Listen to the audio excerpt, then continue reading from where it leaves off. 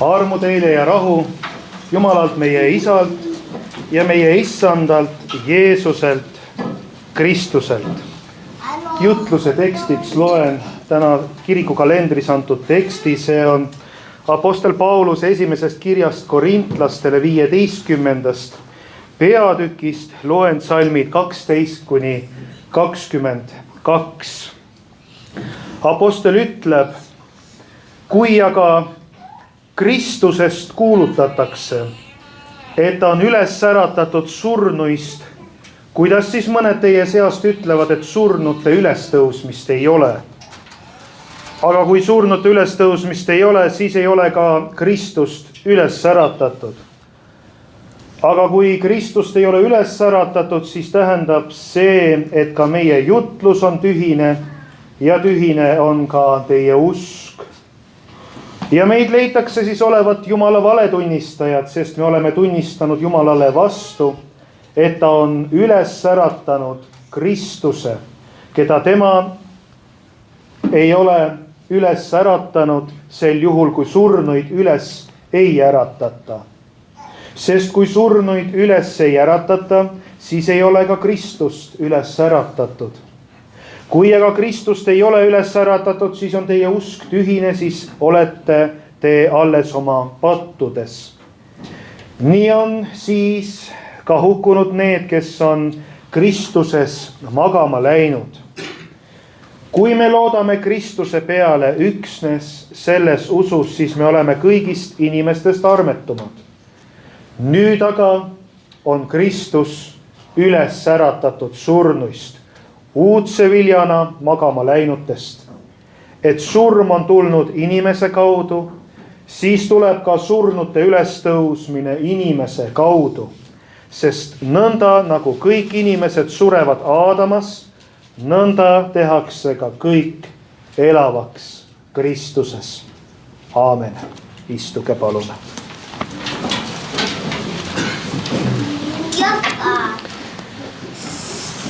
Nagu kuulsime, armas kogudus, Apostel Paulus ei räägi Kristuse ülestõusmisest ja üldse ülestõusmisest meie jaoks kui kaugest tuleviku lootusest, vaid ta räägib reaalsusest.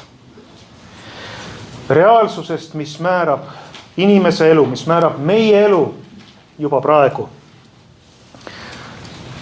Pauluse loogika on täiesti kindel, isegi võime öelda nagu kohati karm ja just aus, sest ta ütleb selgelt, kui Kristus ei ole üles tõusnud, siis ei ole Kristusel jõudu muuta inimese elu reaalselt ja tegelikult. Siis ei oleks see midagi enamat kui moraalne õpetus ja vaimne eneseabi, aga ristiusu puhul ei ole millegi sellisega tegemist. Mõelgem näiteks inimesele, kes elab süütunde all. Kui inimene teab, et ta on eksinud, mis iganes see ka oli, kui on ta rikkunud suhteid, kui ta on teinud oma elus otsuseid, mida ei saa enam niiviisi lihtsalt tagasi võtta. See, mis toimus, on toimunud. Või on inimene aastaid elanud vastu oma südametunnistusele, samal ajal kui Jumal on südametunnistuse kaudu inimest püüdnud kõnetada. Kui Kristus ei ole surnuist üles tõusnud, siis see tähendab, et see süü jääbki inimese kanda. Inimene võib siis küll ise püüda oma elu parandada. Ta võib püüda ise teha kuidagi head. Midagi see õnnestub ka tõenäoliselt, mingil tasemel. Ta võib püüda alustada uuesti.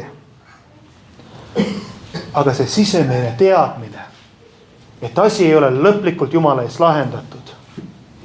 Et midagi on ikkagi valesti, et see sisemine teadmine ei kao. Paulus ütleb, ilma üles tõusmiseta oleme endiselt oma pattudes. See tähendab, et kui Kristus ei ole üles tõusnud, siis süü ei ole tegelikult lahendatud.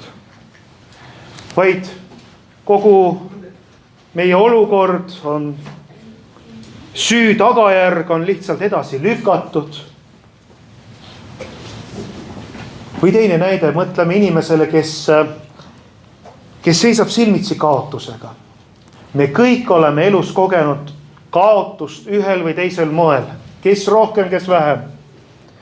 Olgu see lähedase surm, olgu see purunenud abielu, olgu see tervise kaotus. See kõik on maailm, milles me elame ja need on need võitlused, mida ongi ka raske pidada. Jumal muidugi aitab meil pidada, aga need hetked, kui on kaotuse hetked, need paljastavad meile, igale inimesele paljastavad, millele tema lootus tegelikult on rajatud. Millele ta on lootuse pannud. Kui Kristus ei ole üles tõusnud, siis kogu olukorras lõpuks ikkagi surmal on viimne sõna. Siis oleks lohutus ka vaid, nii nagu siis maailmas on. Kui ilma Kristuseta, siis on lohutus psühholoogiline.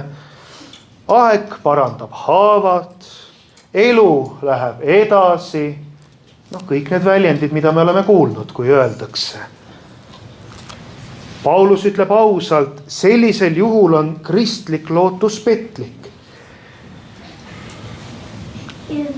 Me räägiksime ülestõusmisest, kuid tegelikult ei oleks meil midagi, mis kannaks meil läbi surma. Aga armsad, see ei ole ju ristiusu alus. Meie lootus ei rajane sellistel pindmistel väljenditel ja tõekspidamistel. Apostel ei jäta meid ja ühtegi inimest ei jäta pimedusse, ta kuulutab, aga nüüd on Kristus üles äratatud surnuist. Mida see meile tähendab? Mida see mulle tähendab? Mida see sulle isiklikult praegu, tänasel päeval, tegelikult iga sinu järgneval hetkel ka, kui sa usus käid, tähendab? See tähendab, et Jumal on sekkunud sinna, kus inimene ise enam midagi teha ei saa. Seal, kus sina ei saa enam midagi teha, seal on Jumal oma lahenduse toonud. Ülestõusmine kinnitab, et patt on tõesti andeks antud sellele, kes tuleb kahetsusega Jumala juurde, kes igatseb päriselt meelt parandada issanda ees ja igatseb vastu võtta Jumala armu.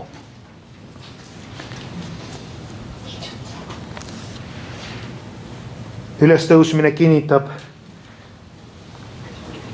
et patt on tõesti andeks antud, mitte lihtsalt unustatud. See annab inimesele vabaduse elada ilma pideva enese süüdistuseta. Elada ilma pideva alaväärsuskompleksiga, et seda alaväärsuskompleksi ei oleks meil. Ja et me ei pea ennast kellegi ees kusagil pidevalt õigustama. Ja meid oodatakse vaimulikke võitlusi. Meid oodatakse, et me avame oma südamed Kristusele. Meid oodatakse kõik patu kõrvale panemist ja himudega võitlemist ja Jumala abiga muidugi. Jumal aitab selles. Meid oodatakse, et me oleksime Jumala sõna lähedal. Meid oodatakse, et me saaksime Kristusest osa kogu aeg, kui me oleme pühas sakramendis. Issand ise tuleb meisse ja teeb ka seal salapärast tööd. Et me tuleme selle juurde ja armsad, et me usume ka, et Jumal tuleb meie juurde. Kristlane ei pea ennast õigustama, vaid ta elab armust, aga et see arm on üliväärtuslik ja me ei saa seda kuidagi kergemeelselt lihtsalt võtta. Eluliselt tähendab see, et Kristus on surnuist üles tõusnud, ka uut suhtumist kannatusse. Inimene, kes teab, et Kristus on surnuist üles tõusnud, ei pea, mõni ka teeb seda, et ikkagi veel jõulisemalt võidelda, ei pea kannatust kusagilt otsima, et veel suuremaid võitlusi pidada. aga ta ei pea ka kannatust kuidagi romantiseerima, aga ta ei pea ka meeleheitesse langema. No näiteks inimene, kes hooldab aastaid haiget pereliiget, muidugi ta võib tunda väsimust, ta võib tunda ebaõiglust, ta võib tunda, et Jumal, kus sa oled selles olukorras, see kestab niivõrd kaua juba, et see kõik on ikkagi raske, see koorem on keeruline kanda. Siis ülestõusmise valguses ei ole see armastus mõttetu ega nähtamatu. See on osa elust, mida Jumal ei lase kaduda. Lõpuks Jumal ju ka õpetab meid läbi kõikide nende olukordade tõeliselt armastama, tõeliselt ka loobuma. Ehk siis meie armastus on päriselt teeniv armastus. See saab esile tulla. Ja armsad, Paulus seob selle kõik Aadama ja Kristuse, teatud see, nagu me nägime, lugesime, teatud vastandusega. Jah, Aadamas, siis kui inimene langes pattu, Aadamas oleme kõik seotud surelikkuse ja lagunemisega. Kristuses algab aga uus reaalsus. No see lagunemise osas vahel on mõtiskletud ka nõnda, et millal siis mu keha hakkab lagunema, siis kui ma kunagi suren ära ja keha asetatakse hauda, hing läheb Jumala juurde, kes tema on andnud, aga tegelikult mõelgem sellele ja see on reaalsus. Samas selle läbi tuleme me lootuse juurde, et iga sekundiga, iga hetkega meie keha ju vananeb. See ei ole muidugi samasugune lagunemine nagu pärast surma juhtub, aga meie igapäevane keha ju väsib ja vananeb. Tähendab, protsessid juba ju käivad. Aga seda enam on oluline võtta vastu olulised tähtsad otsused elus. Ajada Jumalaga asjad korda, kus vaja kõik parandada meelt, tunnistada Issandale oma patud, tulla Jumala armu juurde, võidelda neid võitlusi, mis meile on antud. Need on võitlemist väärt, armsad. Et Kristus on surnuist üles tõusnud. Meile on antud elu, meile on antud lootus. See, et keha vananeb, meie usk ei püsi sellel. Vahel tullakse väga palume ja palvetame, et tervise mingid küsimused on ja täiesti arusaadav. Me palvetame ka nende asjade pärast. Aga armsad, need olukorrad ja asjad, isegi tervise küsimused ei ole need, mis määravad meie olukorra. Meie rahu võib südames meil ikkagi olla. Tähendab rahu, mis tuleb Jumalalt. Jumala püha vaim annab selle rahu. Kristuses algab uus reaalsus. See ei tähenda, et kristlane ei sure, vaid et surm ei oma enam lõplikku võimu meie üle. Nii nagu kevadine, esimene see lilleõis annab märku, et kunagi on saak tulemas, kunagi on seal vili valmimas nii-öelda. Kinnitab Kristuse ülestõusmine, et elu võidab. Jumal kinnitab meile head lõpptulemust meile, kui me püsime usus, kui me püsime Kristuses. Mida see meie jaoks tähendab, armsad? See tähendab, et see puudutab meie igapäevaseid valikuid. Kui sa usud Kristuse ülestõusmisesse, et see on sinu reaalsus, sinu elus reaalsus, siis me saame andestada. Me teame, et õiglus ei jää viimaks tegemata. Inimene saab loobuda kättemaksust. Inimene saab loobuda sellest, sest elu ju ei lõpe siin. Jumala käes on lõpuks õiglus. Inimene võib elada julgelt, sest tema tulevik ei ole juhuse käes. Inimene saab usus palju asju ära korraldada. Kristuse ülestõusmine ei ole ainult õpetus. Lihtsalt õpetus, mida tunnistada, vaid armsad, see on tõde, mille najal me elame.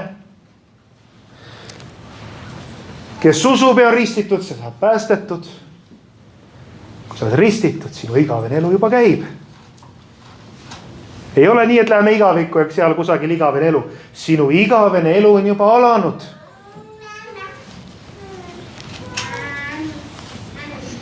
Kristuse ülestõusmine annab meile kindla aluse seista süü, seista kannatuse, lõpuks seista surma ees, mitte oma enesekindluses, vaid lootuses, mis on rajatud Jumala teole ajaloos ja issanda Jeesuse Kristuse ülestõusmisele. Halleluuja, issand Jeesus Kristus on üles tõusnud. Ta on tõesti üles tõusnud. Aamen.